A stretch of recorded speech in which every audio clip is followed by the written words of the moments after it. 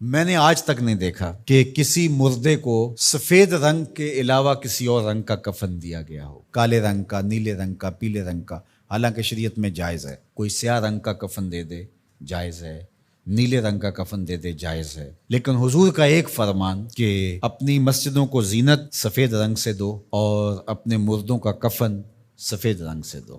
سفید رنگ سے کفن دینا مستحب ہے، لیکن اگر کوئی اور رنگ سے کفن دے دے تو وہ بھی جائز ہے۔ لیکن ہم نے وفات کے موقع پر کبھی اس مستحب کو بھی ترک نہیں کیا، یعنی غم کا موقع ہو تو ہم مستحب بھی ترک نہیں کرتے، اور شادی کا موقع ہو تو صرف ایک نکاح رہ گیا ہے جو سنت کے مطابق، باقی ہماری پوری شادی کی رسوم و رواج جو ہیں وہ ساری شریعت سے متصادم ہو گئی، الا ماشاء اللہ۔ باقی صرف نکاح رہ گیا، تو وہ بھی لوگ کہتے ہیں وہ پہلے جا کے مسجد میں کر آئیں تاکہ یہاں یہ تکلف بھی نہ ہو، اور وہاں پوری ہماری شادی کی تقریب جو ہے وہ ہماری مرضی کے مطابق۔ یہ خاندانی رسم ہے، یہ ہم نے میڈیا پہ دیکھی تھی، یہ سوشل میڈیا پہ دیکھی تھی، یہ ہمارے ایک دوست کی شادی پہ گئے تھے، یہ ہم نے وہاں دیکھا تھا، اور کتنی تہذیبوں کا مغلوبہ بنا کے ہم ایک تقریب کرتے ہیں، اور اس میں ہماری خواہش ہوتی ہے، ہم شریعت سے نہیں پوچھتے کہ شریعت اس کے بارے میں کیا کہتی ہے۔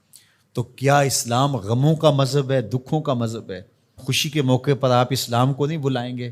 آپ مجھے غم کے موقع پہ آواز دیں، فوتگی کے موقع پہ آواز دیں، میں چلا آؤں، اور جب شادی ہو تو آپ مجھے کارڈ ہی نہ بھیجیں، تو میں کہوں گا کہ میرا آپ سے صرف یہی تعلق ہے۔ غم کا موقع ہو تو آپ شریعت کے مستحب کا بھی خیال رکھیں، اور شادی کا موقع ہو تو آپ شریعت کی پرواہ نہ کریں، تو یہ تو پھر آپ کی مرضی کا دین ہوا نا، جہاں چاہا اس کو پسند کر لیا، جہاں چاہا دین کو چھٹی دے دی۔ کاروبار میں، اپنے طرز زندگی میں، اپنی سیاست میں، اپنی پارلیمنٹ میں، اپنی کچہریوں میں، اپنی عدالت میں، اپنے میڈیا ہاؤسز میں کہیں دین نہیں ہے۔ دین کہاں رہ گیا؟ اللہ اکبر۔ اقبال نے جو شکوہ میں کہا کہ اگر مسجد میں صف آ رہا ہوتا ہے تو غریب، دین غریبوں کے پاس رہ گیا۔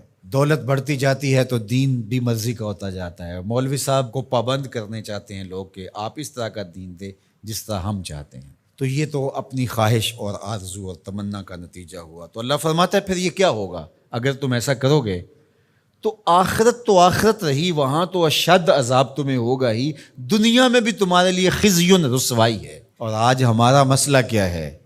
آج ہم نہ دنیا دار ہیں نہ دین دار ہیں۔ کافر تو سیدھے سیدھے کافر ہیں، اور اپنا ان کا نظام ہے، اور اس نظام کے مطابق چل رہے ہیں، اور ہم کیا ہیں؟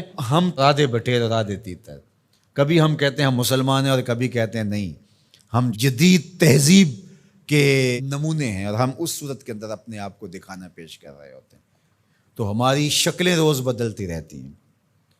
مسجد میں آتے ہیں تو ہم ٹوپی پہن لیتے ہیں، اور پھر ہم ٹوپی بھی وہیں چھوڑ جاتے ہیں، اور میں کہتا ہوں نماز بھی وہیں چھوڑ جاتے ہیں۔